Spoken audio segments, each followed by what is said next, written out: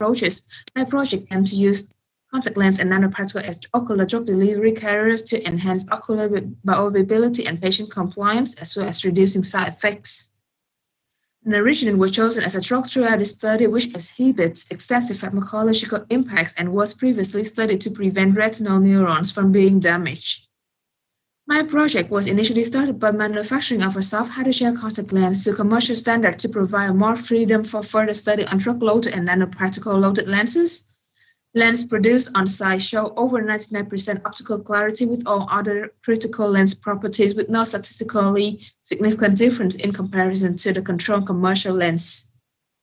The study was then continued by identifying the therapeutic window of naringenin for naringenin-loaded lens, which studied to be in a range of 18.8 to 18.3 microgram per lens.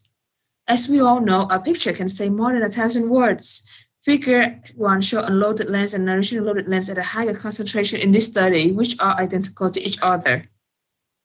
The in vitro drug release study on the naringenin-loaded lens showed a control release up to 7 days at around 78% and all within the therapeutic window of naringenin. Cosmeia papers was determined to be best describe the release kinetics of the produced naringenin-loaded lenses. Additionally, aiming to improve naringenin ocular bioavailability, a naringenin cyclodextrin complex was formulated and characterized, which resulted in a significantly increase in naringenin aqueous solubility for over 6,000-fold.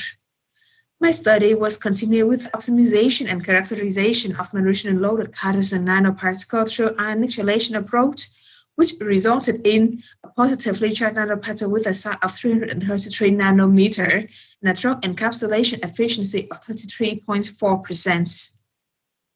Following the successful fabrication of commercial standard contact lens on site and the preparation of naringenin-loaded nanoparticles, the next step of this project will include a formulation and characterization of nanoparticle-loaded lenses and their release profiles, as well as relevant cell-based study on the prepared formulation. I would like to thank my funding agencies, my supervisory team, and to everyone who has made this project possible. Thank you very much for your attention. Have a lovely day.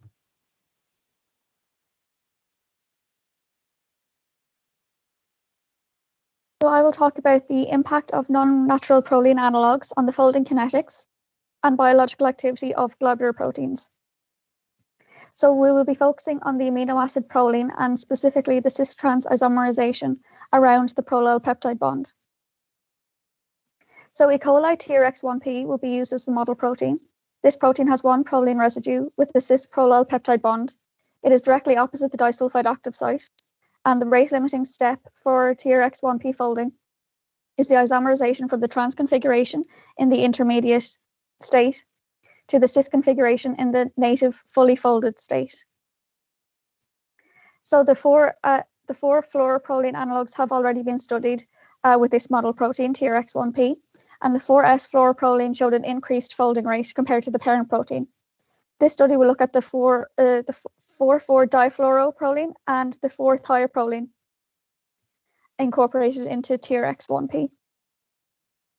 Firstly, if we look at the thermodynamic stabilities of the TRX1P variants, we can see that the thioproline variant has had no change in the stability of the protein, while the difluoroproline variant has a decreased stability of the protein in the oxidized state. Looking at the refolding reaction, the difluoroproline variant has the same half-life of refolding as the parent, around 130 to 150 minutes, while the thioproline variant has decreased the half-life from 130 minutes for the parent protein to 33 seconds for the thioproline variant. And lastly, if we look at the biological activities of the variants, we can see that the thioproline variant exhibits no change in biological activity, while the difluoroproline variant shows a significant decrease in the biological activity when compared to the parent protein. So in conclusion, the rate of folding for difluoroproline showed no change when compared to the parent protein. However, the stability and biological studies showed a destabilization and a loss of overall function for this variant. The thioproline variant showed a dramatic increase in refolding rate, decreasing the half-life to 33 seconds, and there was also no destabilization and no loss of biological function with this variant. So in conclusion, the overall impact of proline analogues on the natural scaffold of globular proteins requires further exploration. Thank you.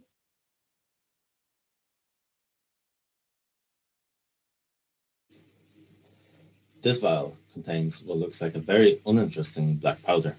However, when looking at this powder at the nanoscale, you will discover a very interesting nanomaterial. This powder is composed of what we call carbon nanoonions. They're essentially multi-layered fullerenes composed of concentric shells of graphitic carbon, and they have many amazing applications across different fields. This nanomaterial has the potential to tackle the not-so-nano problems that burden our society and our planet. One such problem is cancer. As you're well aware, cancer is the second most common cause of premature death worldwide. There are many drugs that have been developed to combat this disease. However, common to all these drugs are a number of issues. These include adverse side effects, multi-drug resistance, premature drug degradation, lack of tissue penetration, and non-specific toxicity. A major focus of my thesis is the engineering of carbon nanoonions to alleviate these issues. Well, how can carbon nanoonions be used to tackle this problem? Well, carbon nanoonions can be used as tiny vehicles that will deliver the anti-cancer drug payloads directly to the cancer site. The targeting can be achieved by functionalizing the surface of the carbon nanoonions with targeting agents. These targeting agents would allow for this hybrid system to be selectively uptaken by cancer cells that overexpress the corresponding receptors. Together, the carbon nanoonions, targeting agents, and anti-cancer drug payload form a hybrid system that would allow for the direct delivery of anti-cancer drugs to cancer cells. This direct delivery approach has the potential to alleviate the aforementioned issues associated with the standard drug-only approach. As part of my thesis, I am working on a number of projects that involve the use of carbon nanoonions as drug delivery systems. One of these systems I'm very excited to show you today. This system is designed for the targeted delivery of the anti-cancer drug gemcitabine, utilizing hyaluronic acid as a targeting agent for the targeting of hyaluronate receptor overexpressing cancer cells. We also coupled the fluorophore FITC onto the system to visualize cellular uptake. By testing the system on cells which do not express the hyaluronate receptor and those that do, we demonstrate that this carbon nanoonion-based hybrid system is selectively uptaken by the target cells, as you can see on the right when compared to the control. With these positive results in mind, we are currently working on utilizing this hybrid system for the targeted delivery of gemcitabine. Of course, none of this would be possible without my amazing supervisor, Professor Silvia Giordani, her collaborators, and IRC for providing funding, all of whom I wish to sincerely thank. And thank you for watching this video.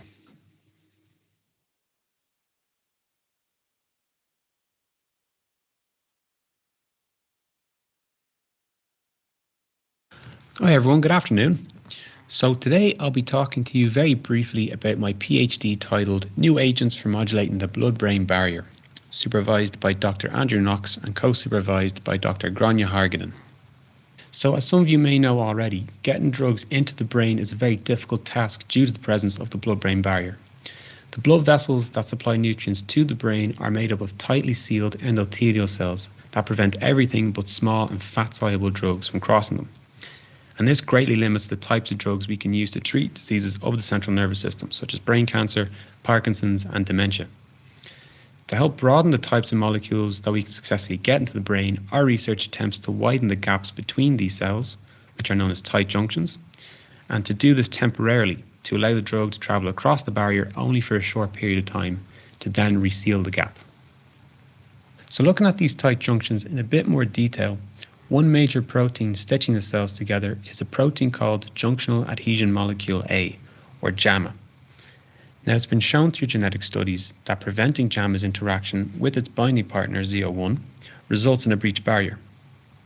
With this knowledge, we aim to inhibit this interaction, which I've shown as yellow stars here, in the attempts to open up the blood-brain barrier, but with a little more versatility compared to the genetic knockout studies.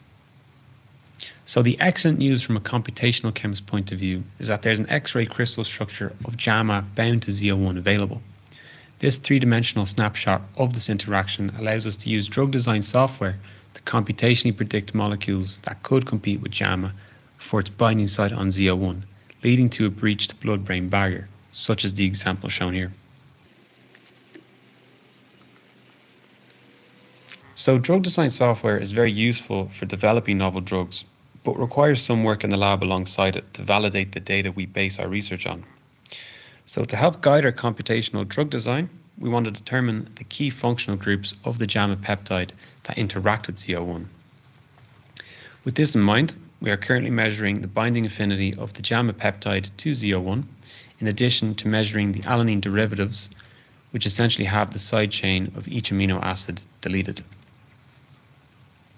So after recombinantly expressing Z01 and synthesizing the JAMA peptides shown in the previous slide, we are now currently developing a fluorescent-based approach to measure their binding interactions.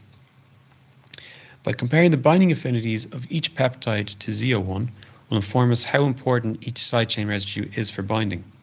So if any of the peptides result in a large decrease in binding affinity, shown by an increase in dissociation constant, this will indicate the mutated side chain is important in binding. So once we have an idea of the key features for binding, we can gather them together into what's known as a pharmacophore that will resemble something like what's shown. Similar to a fingerprint scan, a molecule that can fit correctly into all the colored spheres at once will be determined as a hit compound that could target Z01 in vitro. So by screening a massive virtual database of commercially available compounds, we can identify and purchase a range of potentially active molecules. To confirm the activity of these compounds, we will then test them in vitro using a state-of-the-art blood-brain barrier model that uses pluripotent stem cell-derived endothelial cells. Thanks very much for watching, everyone, and I hope you enjoyed my thesis in 3.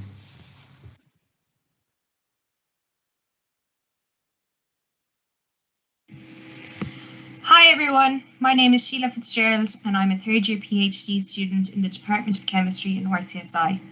My thesis title is Bioconjugations in Flow for Drug Conjugates and Theranostic Imaging Agents.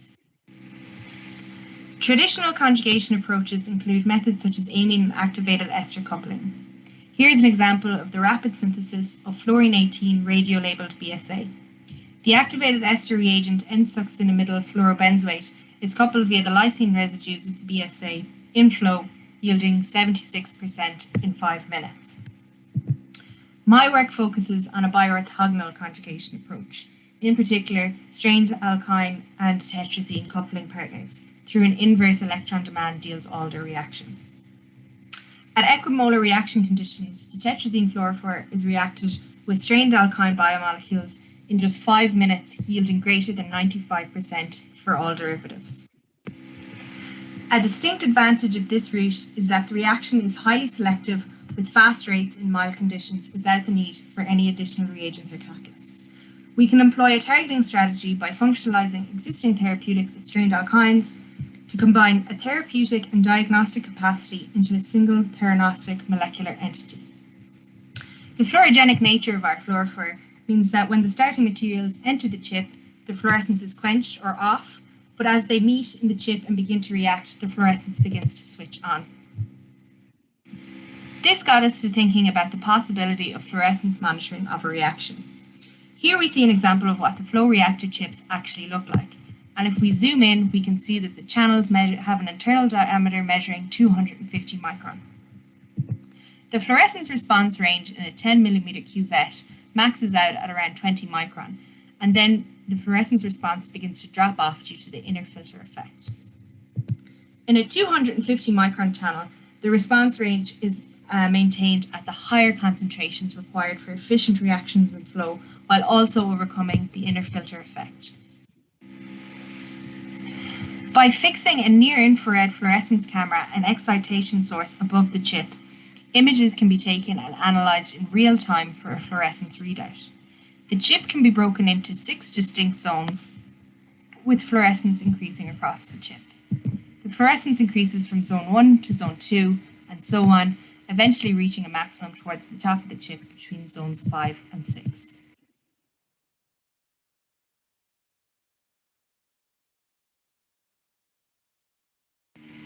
This technology was employed for a number of derivatives, such as carbohydrates for tumor imaging and anti-cancer therapeutics such as the linear and cyclic peptides. In each case, the yield of greater than 95% was achieved with no purification requirement. Thank you for your time and attention today.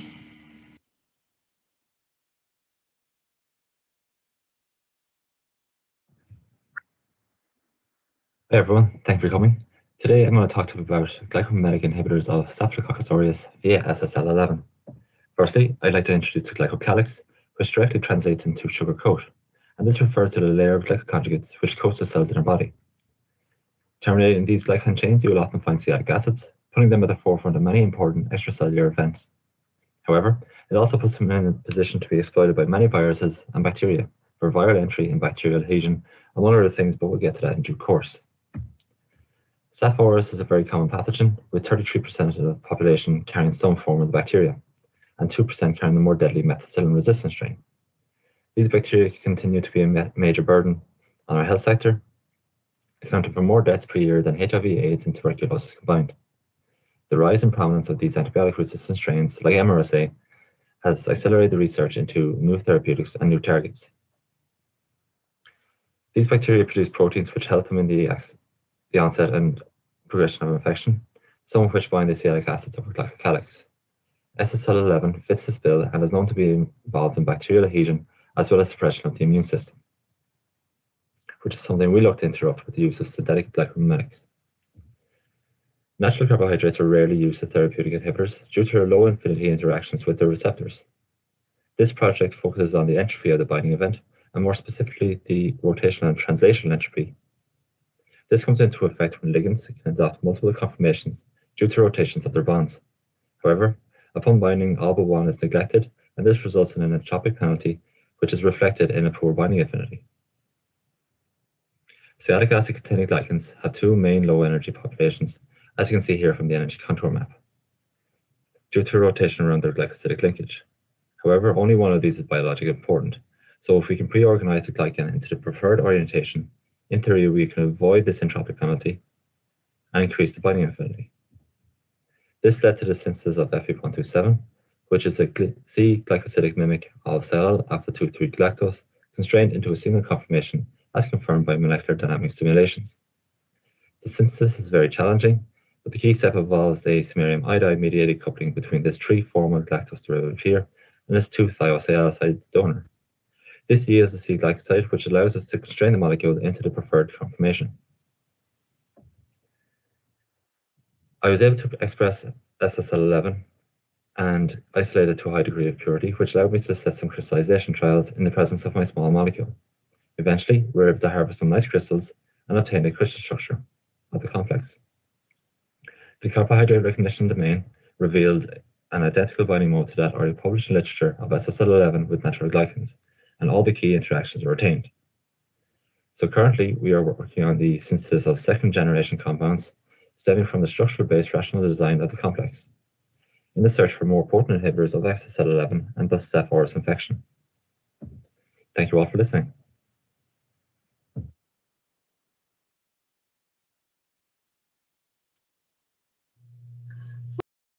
Hello, I'm Vanya, and today I'm going to talk about calcified seaweed and how we can use it to obtain nanomaterials.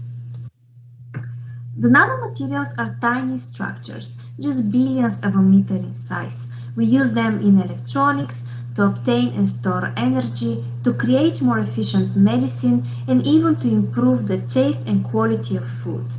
Nowadays, scientists are able to create nanomaterials in different size, shape, and composition, and to